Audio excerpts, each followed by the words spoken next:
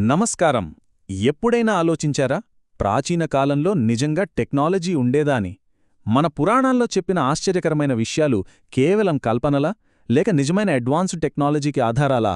ఈరోజు మనం వాల్మీకి రామాయణంలో వర్ణించిన ఆ అద్భుతమైన ఎగిరే యంత్రం అదేనండి మన పుష్పక విమానం గురించి, అలాగే మోడర్న్ టెక్నాలజీతో దానికున్న మైండ్ బ్లోయింగ్ పోలికల గురించి డీప్గా అనలైజ్ చేద్దాం.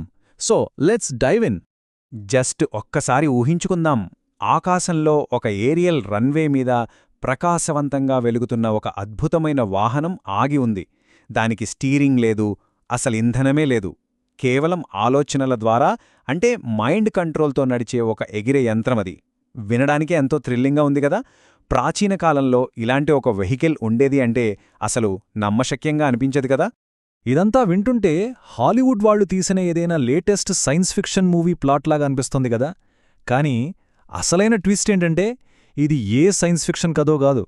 వేలాది సంవత్సరాల క్రితం వ్రాసిన వాల్మీకి రామాయణం, అందులోనూ ముఖ్యంగా సుందరకాండలో ఉన్న ఒక అద్భుతమైన ఘట్టమిది. అవును, మన ప్రాచీన గ్రంథాల్లోనే ఇంతటి ఊహాశక్తికి అందని వర్ణన ఉంది. సో ఈరోజు మన ఎనాలిసిస్లో జిలేబీగారు రాసిన ఒక అద్భుతమైన బ్లాగ్ పోస్ట్ ఆధారంగా ఈ పుష్పక విమానం గురించి ఒక విహంగావలోకనం చేయబోతున్నాం. విహంగావలోకనం అంటే ఇంగ్లీష్లో ఏ బర్డ్స్ ఐ వ్యూ. అంటే ఒక పక్షి పైనుంచి చూస్తే కింద జరిగేదంతా ఎంత క్లియర్గా కనిపిస్తోందో సరిగ్గా అలాగే మనం కూడా ఈ పుష్పక విమానం వర్ణనను, అందులో దాగున్న సైన్స్ను ఒక అనాలిటికల్ వ్యూలో లోతుగా చూడబోతున్నాం. సరే, ఇక మొదటి భాగానికి వద్దాం. పుష్పక విమాన దర్శనం. సుందరకాండ 7-8వ సర్గలలో హనుమంతుడు లంకలో సీతమ్మ కోసం వెతుకుతున్నప్పుడు ఈ పుష్పక విమానాన్ని తొలిసారి చూస్తాడు. ఈ బ్లాగ్ పోస్ట్కి కామెంట్ చేసిన మెరాజ్ ఫాతిమా గారు ఒక మంచి పాయింట్ గుర్తుచేశారు.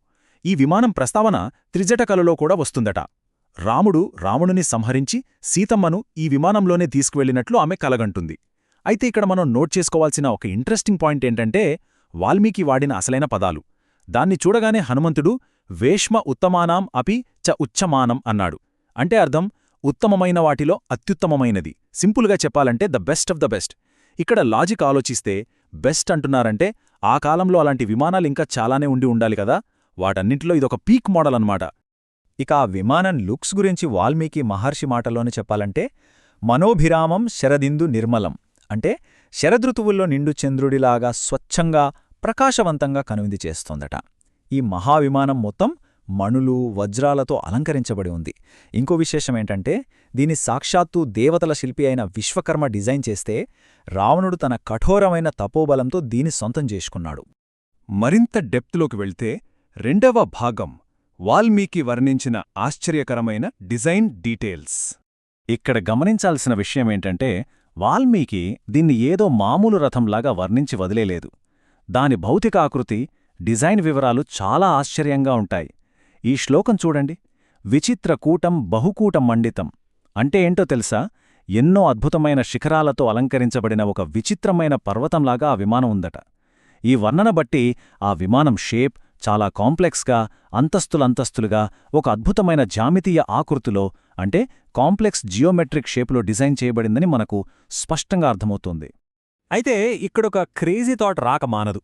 ఈ విచిత్రమైన ఎన్నో శిఖరాలున్న ప్రకాశవంతమైన పర్వతంలాంటి ఆకారాన్ని మనం నేటి మోడర్న్ టైమ్స్లో దేంతోనైనా పోల్చగలమా? అబ్సల్యూట్లీ. ఒక పర్వతంలాంటి వృత్తాకార ఆకృతి గాలిలో అలా తేల్తూ ఉంటే దాన్ని ఖచ్చితంగా మనం ఫ్లయింగ్ సాసర్తో పోల్చుకోవచ్చు కదా. జిలేబీగారు తమ బ్లాగ్లో సరిగ్గా ఇదే పాయింట్ను హైలైట్ చేశారు. మనం ఇప్పుడు చెప్పుకునే ఈ యూఎఫ్ఓలు లేదా ఫ్లయింగ్ సాసర్ల వర్ణనకు, ఆ ప్రాచీన విమాన వర్ణనకు చాలా దగ్గర పోలికలున్నాయి. ఓకే, ఇప్పుడు మూడవ భాగం ఆలోచనతో నడిచే యంత్రం. మనోబలమే దీనికి ఫ్యూయల్. డిజైన్, ఆకృతి ఇదంతా ఒకెత్తైతే ఇందులో మన బుద్ధికి అసలు అంతుపట్టని ఫ్యూచరిస్టిక్ టెక్నాలజీ ఇంకొకటుంది. అదే దానికి వాడే ఇంధనం. ఈ పుష్పక విమానానికి ఎటువంటి పెట్రోలు, డీజిల్ లాంటి ఫ్యూయల్ ఏమీ అవసరం లేదు. వాల్మీకి మాటల్లోనే చెప్పాలంటే మనస్సమాధాన విచారచారిణిం. అంటే ఇది కేవలం మనోబలంతో, ఎగ్జాక్ట్గా చెప్పాలంటే ఆలోచనా శక్తితో ప్రయాణిస్తుంది. జస్ట్ ఆ వాహనంలో కూర్చుని ఫలానా చోటికి వెళ్ళాలి అని బలంగా మనస్సులో అనుకోగానే ఆ విమానం ఆ కమాండ్ని తీసుకుని ఆ దిశగా దూసుకుపోతుంది. చూశారా? ఆ కాలంలో ప్రయాణానికి మనుషుల మనోబలమే ఇంధనంగా ఉండేదన్నమాట. అన్బిలీవబుల్ కదా. ఇక 4వ భాగం చూద్దాం. ఆధునిక టెక్నాలజీతో పోలిక నాడు నేడు. ఒక్కసారి ప్రాచీన కాలం నుండి మన కరెంట్ ఎరాకొద్దాం. ఈ ప్రాచీన సంస్కృత శ్లోకాలను నేటి అత్యాధునిక సైన్స్తో లింక్ చేస్తే ఎలా ఉంటుందనే దానికి ఆ సోర్స్ డాక్యుమెంట్లో ఆస్ట్రోజాయిడ్ అనే యూజర్ ఒక మైండ్ బ్లోయింగ్ ఎనాలిసిస్ ఇచ్చారు. ఆయన ప్రకారం ప్రాచీన కాలపు ఆ మనోబలమనేది నేటి కాలపు రిమోట్ సెన్సింగ్ లేదా వైఫై టెక్నాలజీతో సమానం. అంటే ఆ విమానంలో ఉండి మనసులో విమానం స్పీడ్ తగ్గాలి అని అనుకుంటే చాలు, అది ఆటోమేటిక్గా నెమ్మదిస్తుంది. ఫాస్ట్గా వెళ్లాలనుకుంటే స్పీడ్ అందుకుంటుంది. ఇది ఖచ్చితంగా నేడు మనం ల్యాబ్స్లో రీసెర్చ్ చేస్తున్న బ్రెయిన్ కంప్యూటర్ ఇంటర్ఫేస్ లేదా బ్రెయిన్ మ్యాపింగ్ టెక్నాలజీని పోలి ఉంది. ఫర్ షోర్.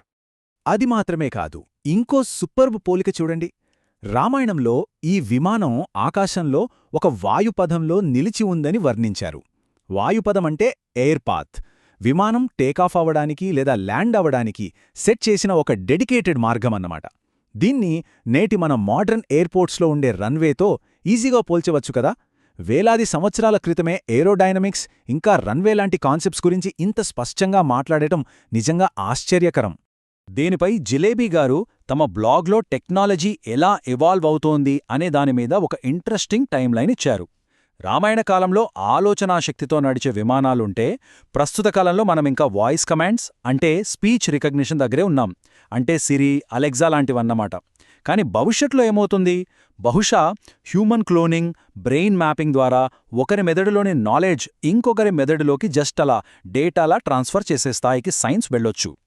ఇది చూస్తుంటే రామాయణ కాలం నాటి టెక్నాలజీ మనం ఫ్యూచర్లో చేరుకోబోయే స్థాయి కంటే ముందే ఉందా అనే డౌట్ రాకమానదు. సరే, ఇక 5వ భాగం పురాణాల విశ్లేషణ. దీని వెనుక ఉన్న శాస్త్రీయ దృక్పథం ఏంటో చూద్దాం. ఇదంతా వింటున్నప్పుడు సహజంగానే సమాజంలో రకరకాల అభిప్రాయాలు వినిపిస్తాయి. కమనీయం అనే ఒక వ్యాఖ్యాత దీనిపై చాలా బ్యాలెన్స్డ్ అనాలిసిస్ ఇచ్చారు. ఆయన ప్రకారం చూస్తే జనాలు 3 రకాలు. మొదటి రకం వారు భక్తులు. ఇవి పవిత్ర గ్రంథాలు కాబట్టి ఇందులో ప్రతి అక్షరం యథాతథంగా జరిగిందని వీరు బలంగా నమ్ముతారు. రెండో రకం వారు స్కెప్టిక్స్. ఇవన్నీ జస్ట్ కల్పనలు, హంబగ్ అని పూర్తిగా కొట్టిపారేస్తారు. ఇక మూడో రకం వారు చరిత్రకారులు మరియు పురాతత్వ శాస్త్రజ్ఞులు. వీరు కవిత్వంలో ఉండే ఎగ్జాజరేషన్స్ పక్కనబెట్టి దాని వెనుకున్న నిజమైన చారిత్రక ఆధారాలను వెతకడానికి సైంటిఫిక్గా ట్రై చేస్తారు. ఇక్కడ మనం గమనించాల్సిన ఒక ఇంపార్టెంట్ పాయింట్ ఉంది. అదేంటంటే ఒక మధ్యమార్గాన్ని ఎంచుకోవడం, నిష్పక్షపాతంగా ఒక సైంటిఫిక్ అప్రోచ్తో ఆలోచించడం చాలా ముఖ్యం. ఎందుకంటే రామాయణ మహాభారతాల మూలకథలు ఖచ్చితంగా జరిగుంటాయి, కాని తరాలు మారే కొద్దీ అందులో కొన్ని కల్పనలు, అతిశయోక్తులు చేరి ఉండొచ్చు కదా. సముద్రంలో మునిగిపోయిన ద్వారకా నగరాన్ని లేదా రామసేతు అవశేషాలను ఈ కాలంలో కనుగొనడం లాంటివి ఈ పురాణాలలోని చారిత్రక సత్యాలకు చాలా బలమైన సాక్ష్యాలు. అందుకే దేనిని మనం గుడ్డిగా నమ్మేకూడదు, అలాగని పూర్తిగా కొట్టిపారేయకూడదు. ఇంకా ఎన్నో తవ్వకాలు, ఎంతో రీసెర్చ్ జరగాల్సిన అవసరం ఉంది. సో ఈ అనాలిసిస్ ముగించే ముందు ఒక ఆసక్తికరమైన ప్రశ్న. ప్రాచీన కవులు ఎప్పుడో ఏళ్ల క్రితం ఊహించిన ఆ లిమిట్లెస్ ఇమాజినేషన్కి నేటి మోడర్న్ సైన్స్ మెల్లగా కనెక్ట్ అవుతోందా? లేక మన ప్రాచీనులు అప్పటికి అనుభవించి కాలగర్భంలో కలిసిపోయిన ఒక గొప్ప టెక్నాలజీని ఈ గ్రంథాల రూపంలో జస్ట్ ఒక జ్ఞాపకంలా భద్రపరిచారా? అసలు ఈ పుష్పక విమానం కేవలం ఒక కల్పన, లేక ఫ్యూచర్ జనరేషన్స్ కోసం వాళ్లు వదిలివెళ్లిన ఒక టెక్నాలజీ బ్లూ ప్రింటా? నిజంగా ఆలోచించాల్సిన విషయమే కదా. మరి ఈనాటి ఈ డీప్ డైవ్ అందరికీ నచ్చిందని ఆశిస్తున్నాం. మళ్ళీ ఇంకో ఫ్యాసినేటింగ్ టాపిక్తో కలుద్దాం. అప్పటి వరకు కీప్ థింకింగ్.